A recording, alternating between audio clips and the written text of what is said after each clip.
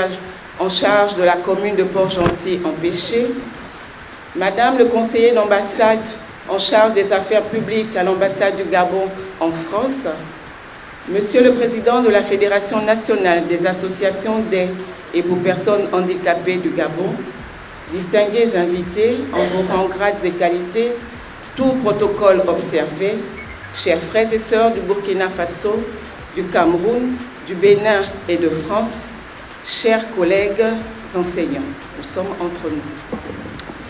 Nous sommes le 3 décembre 2024 et depuis 1992, donc 32 ans, chaque année, la communauté internationale célèbre la Journée internationale des personnes vivant avec un handicap. Et pour ce 32e anniversaire, nous sommes tous invités à amplifier le leadership des personnes handicapées pour un avenir inclusif et durable. Un thème mondial qui rentre dans les ambitions que se sont assignées l'ONG Agir pour le handicap à l'école et l'association Nos enfants extra-capables de France, ici représentée par sa présidente Sandra Senou, en se mettant ensemble pour co-organiser la première édition du Forum Afrique du handicap, en partenariat avec la mairie de Port-Gentil. Et le thème retenu pour cette première édition est « Pratique inclusive, éducation, autodétermination et participation sociale des personnes vivant avec une déficience intellectuelle ». Mesdames et messieurs, premier événement du genre dans notre ville, le Forum Afrique du handicap naît de plusieurs constats. Une méconnaissance, voire une ignorance du handicap et de ses typologies. Un manque de spécialistes du handicap. Des jeunes, des adultes vivant avec un handicap sans plan d'accompagnement professionnel. Des familles désemparées. Des mamans seules. Des enseignants non formés à l'accompagnement de l'enfant vivant avec un handicap.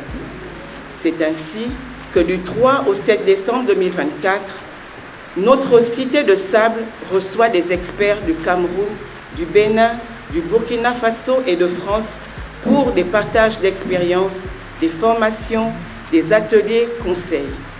Occasion donc nous est donnée à tous d'acquérir des compétences, de nous informer sur les métiers du handicap, sur les offres de formation, occasion également de changer de regard sur le handicap. C'est cela le premier objectif de ce forum. Je nous invite à en profiter au maximum. Le deuxième objectif du Forum Afrique du handicap est de créer une synergie Afrique autour du handicap. Des partenariats ont déjà été noués dans d'autres pays d'Afrique, entre autres le Sénégal, le Congo, le Mali, le Niger, le Togo, la Guinée et avec des associations et ONG du Gabon. C'est ainsi qu'au sortir de ce forum seront mis en place non seulement un comité local, mais également un comité national de suivi des recommandations qui dérouleront de nos travaux. C'est pour aboutir à la création d'un comité Afrique de la question du handicap.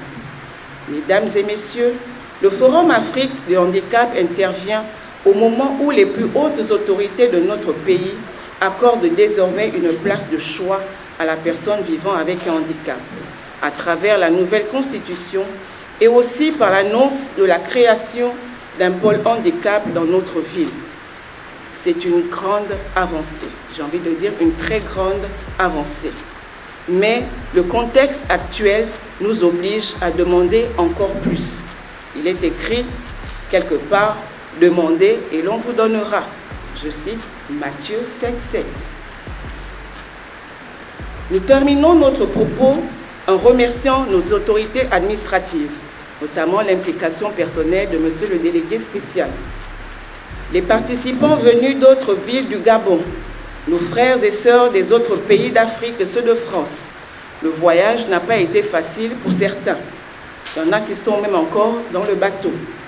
Je remercie tout le comité d'organisation et bien sûr Sandra Senou, notre co-organisatrice de cette première édition du Forum Afrique du handicap.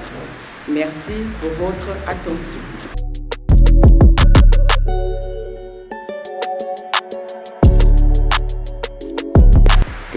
Madame la présidente de l'association qui nous accueille, Mesdames et Messieurs les experts, distingués invités en vos rangs, grades et qualités, Mesdames et Messieurs,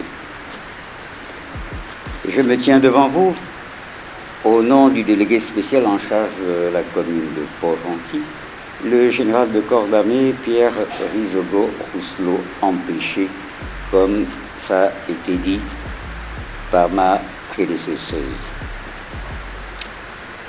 Mesdames et Messieurs, c'est un délégué spécial adjoint heureux qui prend la parole devant cette auguste assemblée pour vous saluer et vous dire combien la ville de Port-Gentil, capitale économique, capitale des capitaux, et ses habitants sont heureux de vous accueillir à l'occasion de la célébration de la Journée internationale des personnes handicapées et d'accueillir ce forum qui fera date dans l'histoire de notre commune. C'est l'occasion pour moi de féliciter et de rendre un hommage reconnaissant aux initiateurs de cet événement et à tous les acteurs qui s'investissent ici et ailleurs de plusieurs manières pour le bien-être des populations, particulièrement des enfants. Le sujet qui va nous réunir ce jour-ci fait partie des préoccupations sociales qui doivent habiter chacun de nous, principalement ceux qui sont appelés à apporter des réponses aux interrogations non seulement des familles confrontées à l'accompagnement et à la prise en charge d'enfants présentant des déficits intellectuels, mais aussi des autres composantes de la société, notamment le système éducatif ou encore le monde du travail appelé à donner toute leur place à ces citoyens bénéficiant des mêmes droits que les personnes dites normales.